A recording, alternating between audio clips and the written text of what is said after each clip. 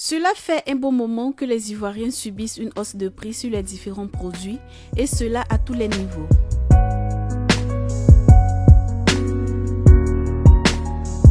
C'est dans ce cadre que le groupe parlementaire PDCI-RDA a dépêché une délégation de 5 députés, à savoir Do Simon, député de Bongolo et président du groupe parlementaire, Yasmina Onyen de Cocody, André Konan Antoine de Tumodi sous-préfecture, Dia Oufeu Augustin de Yopougon et Boignili Kwasi, député d'Anyimbi Lekro, qui ont effectué des rencontres avec 3 fêtières en charge de la défense des droits des consommateurs de Côte d'Ivoire. Pour la première étape, c'est dans la commune du Plateau, précisément au siège de la Fédération des associations des consommateurs actifs de Côte d'Ivoire, abrégé FACASI, que la délégation s'est rendue. Sur les lieux, l'honorable Yasmina Onyen, députée de Cocody, a à l'entame remercié le président Alain Tailly pour sa disponibilité tout en ajoutant.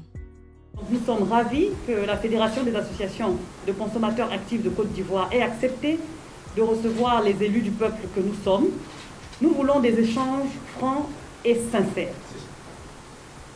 Le phénomène de la cherté de la vie, c'est un phénomène qui n'est pas nouveau. Malheureusement, l'inflation, la hausse des coûts, des prix, de nos denrées de première nécessité, même sur les marchés du vivrier, du carburant, nous sommes conscients que cela existe depuis plusieurs années et nous voudrions savoir aujourd'hui comment les consommateurs de Côte d'Ivoire ressentent ce phénomène. Soyez totalement sincères. Vous pouvez même nous dire que le phénomène a disparu et que c'est nous qui nous faisons une fausse idée. Bien sûr. Parce que voyez-vous, pour pouvoir porter la voix du peuple à l'Assemblée nationale, il faut qu'à travers nos échanges, nous puissions être édifiés sur ce qui va comme sur ce qui ne va pas. Donc vraiment, nous sommes à votre école aujourd'hui. On va peut-être poser quelques questions, mais on va en tout cas vous écouter le plus longuement possible. Donc, cher M. Tailly, vous avez de nouveau la parole. M. Alain Tailly, président de la dite fédération, a salué la démarche du groupe parlementaire PDCI-RDA, puis a donné les raisons liées à la flambée des prix sur les marchés. Qu'est-ce qui ne va pas chez les consommateurs? On va dire, en cette période, rien ne va. Vous allez dire que je suis alarmiste, d'accord, mais dans les détails, vous allez comprendre.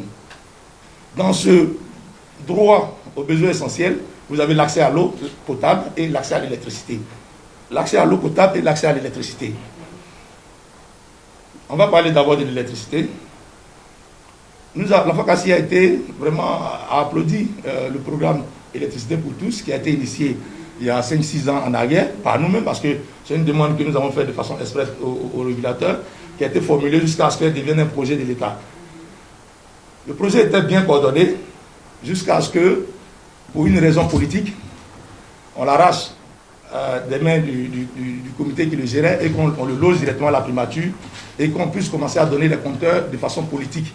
C'est-à-dire, plus de compteurs là où vous savez, le programme fonctionnait sans problème parce que quand il était en comité national, c'était plus facile pour les associations de consommateurs d'orienter les besoins de ces populations-là. C'est-à-dire, je vais à Niangon, que je constate qu'à Niangon, il y a une forte demande de compteurs, comme on le faisait d'habitude, j'informe le comité, et le comité satisfait la demande des consommateurs. Mais jusqu'à ce qu'on aille loger ce programme à la primature, je vous dis qu'il n'était plus accessible à tout le monde. Et maintenant, ça accompagnait plus les visites politiques du président de la République. Et c'est vraiment dommage. Parce que le consommateur n'a ni d'ethnie, il n'a ni de race, il n'a ni de nationalité. Au niveau de la viande, le kilo était à 2300, 1800, 2300, 2000 francs. À Nyama, 2200, à Bobo, 2200. Mais quand on joue le jeu des professionnels, c'est-à-dire que le kilo monte à 3000 francs et qu'on vient acter à 2500 francs. Il y a eu hausse, mais il n'y a pas eu hausse. Il y a eu hausse, bien sûr. C'est ça que nous ne comprenons pas chez les politiques souvent, chez nos gouvernants souvent. On dit qu'on est là pour diminuer et tout le monde se plaint de la cherté. Mais quand vous prenez un acte, parce que quand vous signez en bas, c'est un acte que vous prenez. En fait, vous nous imposez cette augmentation. Donc on ne sait pas qu'est-ce qui s'est passé entre vous et les producteurs. On ne sait pas. Parce que quand vous faites ça, nous les consommateurs, on dit, monsieur le ministre, vous jouez le jeu des producteurs. Et ça veut dire qu'il y a quelque chose qui s'est passé. L'ancien ministre du Commerce, lui qui a têté son ami ministre au Golf Hotel, il s'appelle Soumaoro. Aujourd'hui, l'État lui a confié la gestion de la météorologie et un contrat exclusif de la gestion de la météorologie, du contrôle météorologique de tous les appareils de pesée qui sont sur le territoire ivoirien. Et il fixe les prix à sa guise. Et c'est dangereux. J'ai dit un contrat exclusif. Quand on dit exclusif, ça dit qu'il est Dieu cité. Quand vous avez demandé de parler, je vais parler. C'est un contrat de gré à gré, d'abord. Et on ne peut pas confier une part de la souveraineté de l'État à un seul individu. C'est lui qui contrôle toutes les pompes à essence dans toutes les stations. Et donc aujourd'hui, les météorologues ou bien les contrôleurs du ministère du Commerce ils sont assis à la maison. Et c'est lui qui fixe les prix. Vous savez, quand c'est un service qui est fait par l'État, vous savez que c'est moins coûteux parce que c'est l'État qui c'est social. Mais quand on met un privé entre les professionnels et pour le travail que l'État devait faire, c'est comme si vous envoyez une société privée faire la guerre à votre place, ça coûte 2 fois plus cher. Et c'est ce que nous n'avons pas compris pourquoi est-ce qu'on lui a donné ce contrat. Et aujourd'hui, pour ceux qui le connaissent, c'est sûr que la répercussion, les entreprises commencent à grogner déjà de partout. Et donc c'est pour ça aussi que les produits augmentent.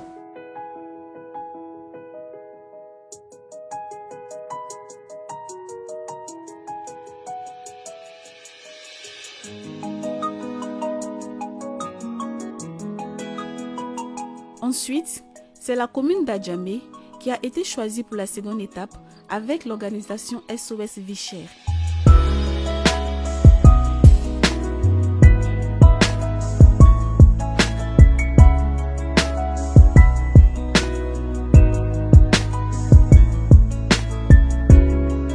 Après les nouvelles données par le député de Yopougon, l'honorable Dia Oufeu Augustin, M. Soumaoro Farikou, député maire de la commune d'Adjamé et président des commerçants, s'est dit heureux d'accueillir ses confrères.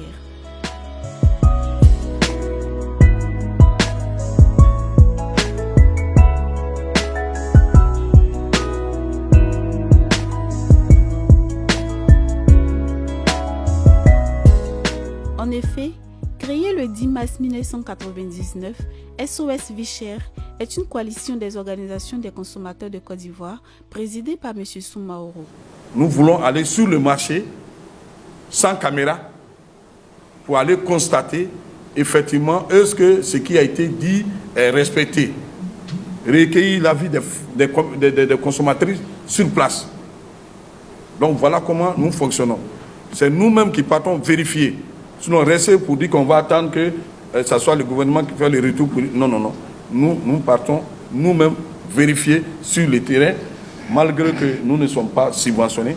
Sur 200 et quelques députés, peut-être que ça, je ne pense pas si ça vaut 10, ceux qui se retournent vers les électeurs pour dire voilà ce que nous avons reçu du gouvernement, quelle est votre position? C'est la toute première fois qu'un groupe parlementaire vient vers nous pour nous dire nous sommes venus vous écouter parce que nous voulons prendre une position.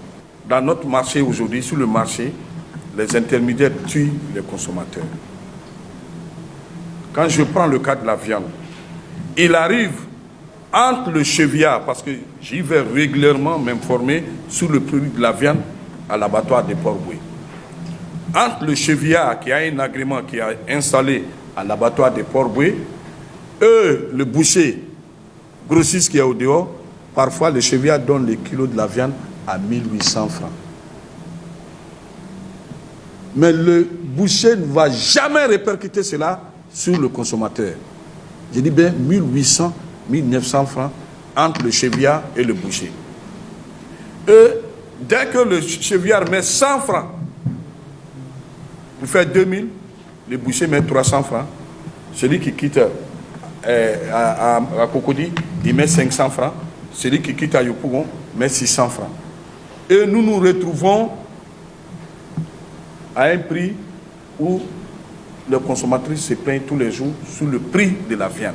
Mais quand tu vas prendre le prix officiel, sorti de l'abattoir, au jour d'aujourd'hui, 2600 qui est le prix final au consommateur, mais au jour d'aujourd'hui, le boucher paye à 1900 francs le kilo de la viande.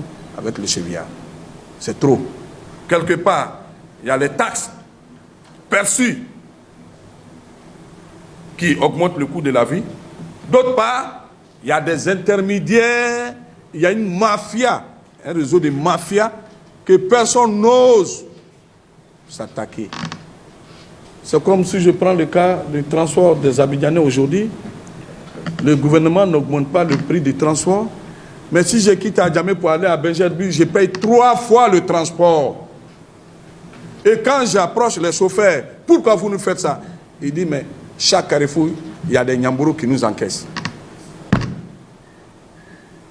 Mais qui osent aussi s'attaquer à ces Nyambourous-là. C'est ça.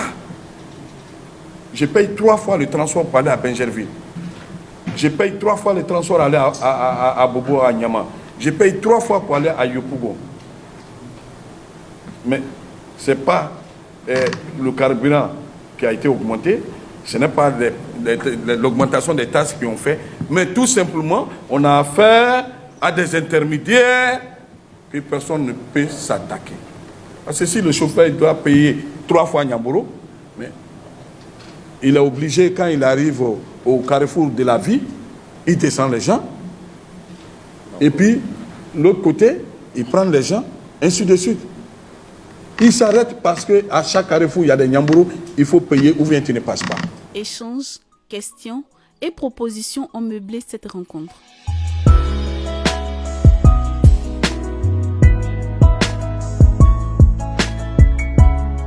Enfin, le président du groupe parlementaire, l'honorable Do Simon, a, au nom de tous ses confrères, exprimé toute la disponibilité du groupe parlementaire PDC-RDA à œuvrer pour le bien-être des Ivoiriens.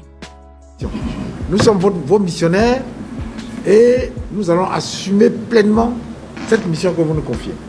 Donc sachez dorénavant qu'il y a un pont entre vous et nous qui doit être établi et ensemble nous devons rechercher les voies et moyens pour qu'au bout de la chaîne, l'Ivoirien puisse vivre au mieux chaque jour. Donc vraiment, je vous le dis, soyez rassurés. Vous avez dit c'est une première, mais nous voulons que ce soit banalisé désormais.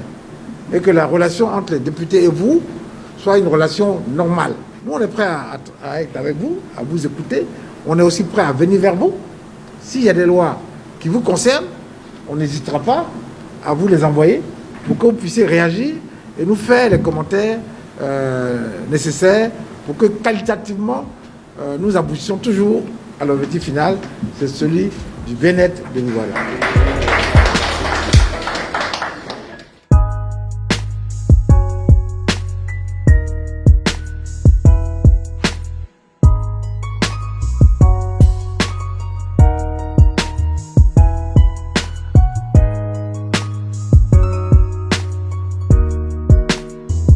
Pour la dernière étape, c'est à la zone 4, dans la commune de Makori, précisément au siège de l'Union fédérale des consommateurs de Côte d'Ivoire, UFC, que la délégation a achevé ses rencontres d'échange.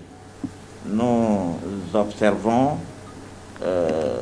une anarchie dans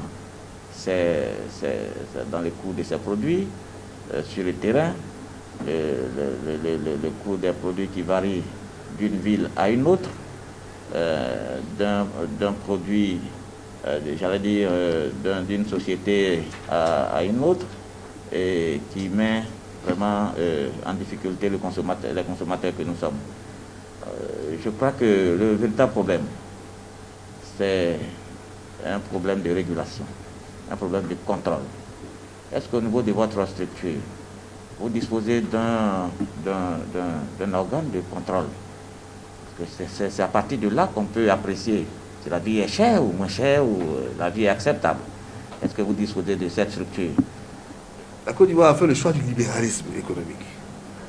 Donc, la fixation des prix est donc guidée par la loi du marché, la loi de l'offre et de la demande.